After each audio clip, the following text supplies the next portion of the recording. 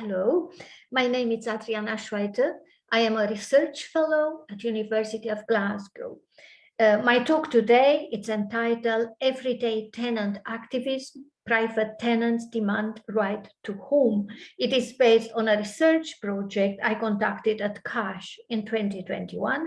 I explored tenants' experiences during the COVID pandemic and what they think the government should do to improve the sector.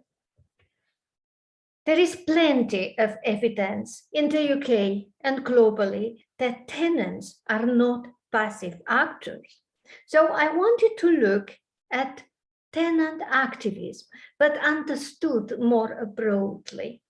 Jane Mansbridge's idea of everyday activism suited my purpose.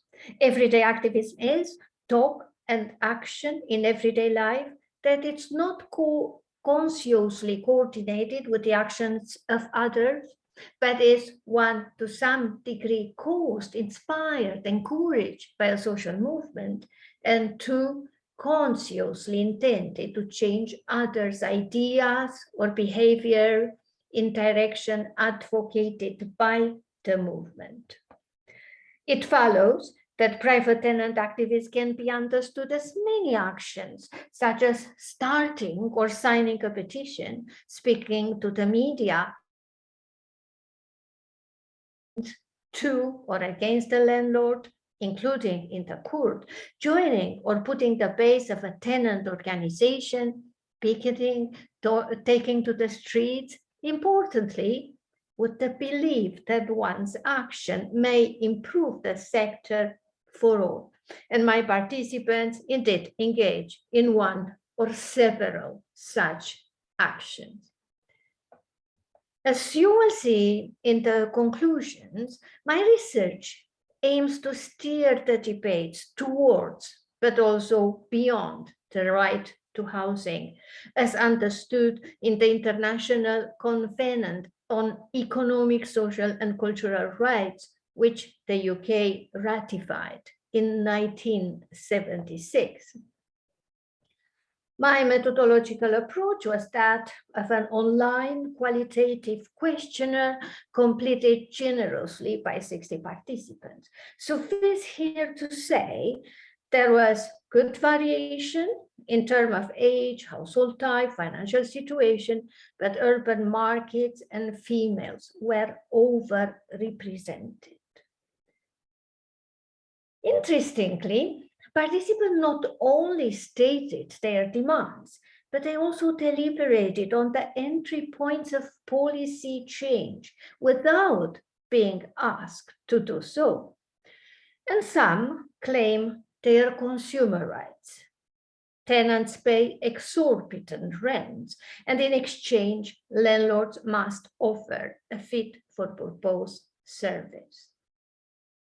Many more participants claim their right to home, according to which tenants should be allowed to live in a property as in their home, irrespective of who owns the property. And according to this view, private renting should not be different from social renting in terms of occupancy rights. Other participants claimed a stronger right, that of living in a fairer economy and society, which I called the right to social justice. And I will read this quotation. The UK is very much engrossed in upstairs, downstairs thinkings, classified the haves, have-nots, giving the haves privileges. It is a cancer throughout the entire British system, law, society, culture, not only related to housing. I wonder if the UK should not be more socially advanced instead of believing in total hardcore capitalism. The examples of Germany and Scandinavia were given as example to follow. So in terms of tenants' demand, I quantified how many participants referred to a certain policy And this table presents the top 6 in ranked order. Not surprisingly, the most important two were rent control and tenure stability, as well as flexibility.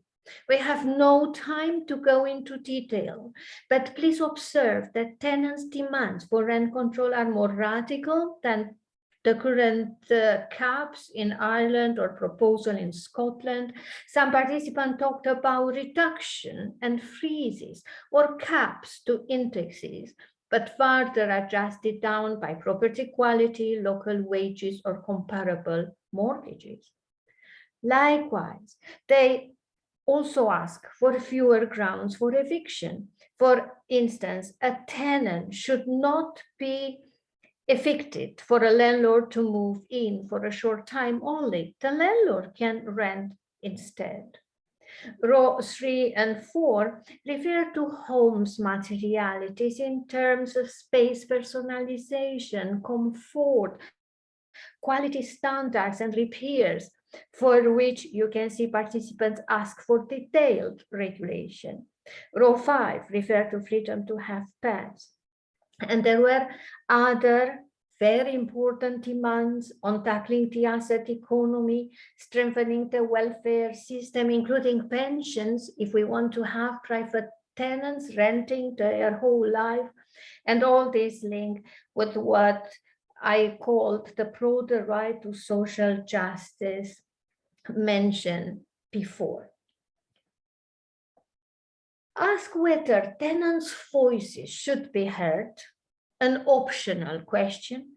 55 participants answered at length to say that indeed it does.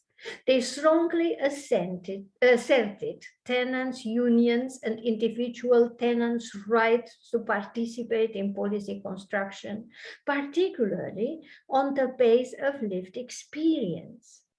You just can't understand the stress of renting if you are not a tenant yourself. But also, self-representation was seen as essential because it is a democratic right and the matter it's one of contention. The tenant-landlord relationship is highly unequal, and governments privilege property owners in what was seen by many participants to be a landlord democracy. So, how can we interpret these demands? Clearly, participant demands represent a critique of the current right to housing for being de-radicalized, minimal, non-enforceable, set from above, merely aspirational. And I think it is useful to revisit Henri Lefebvre's right to the city, which is a political claim, a cry and a demand for social justice to collectively shape and individually access a set of human rights, including housing.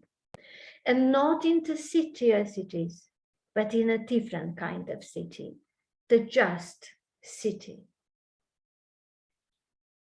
Clearly, participants proposed homing the right to housing in the PRS and across the housing system by demanding correctives of ethics, morality, and care to the capitalist order, but not its overhaul. They indeed proposed a more socially regulated PRS, not unlike in other countries which were mentioned in this research.